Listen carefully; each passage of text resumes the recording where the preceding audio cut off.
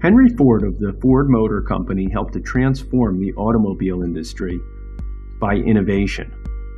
Imagine a country where there's only 140 miles of paved roads and 300 automobiles. Getting from place to place would not be so easy, would it? Well, this was America in 1893, just 12 short decades ago. I'm your host, Gary Brady, and this is My Big Tech Theory. The automobile was an invention with a ton of potential.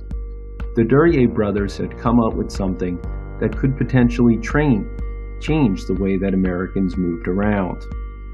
But in 1893, only 300 automobiles were built in the United States. The process was slow. One team built one car at one time.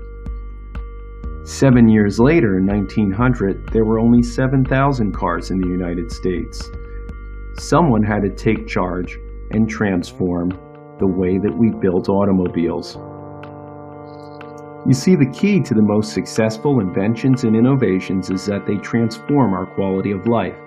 By this I mean that they meet certain needs or necessities that hold people back in some way.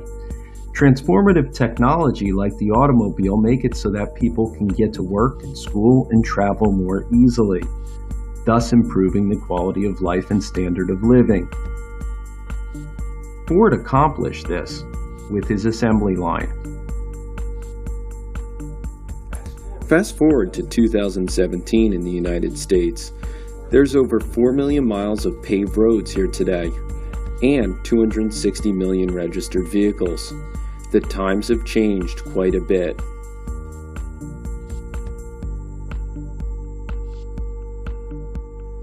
What were these innovations that made these changes possible? Henry Ford, the founder of the Ford Motor Company, was passionate about the automobile and saw its future. He tinkered with design concepts and manufacturing processes. Then in 1913, Henry Ford installed the first moving assembly line for the mass production of an entire automobile. His innovation reduced the time it took to build a car from more than 12 hours to 2.5 hours. Ford's innovation was revolutionary because he standardized parts so that parts on any vehicle were interchangeable. In Ford's assembly line, it was the product that moved from station to station, while the workers only had to do one part of the process over and over. As a result, unskilled workers could make a decent living with a respectable position.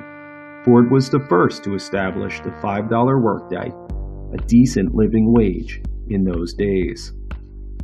These changes made it possible for average consumers to afford the automobile, thus creating the travel industry and a host of other quality of life improvements for America.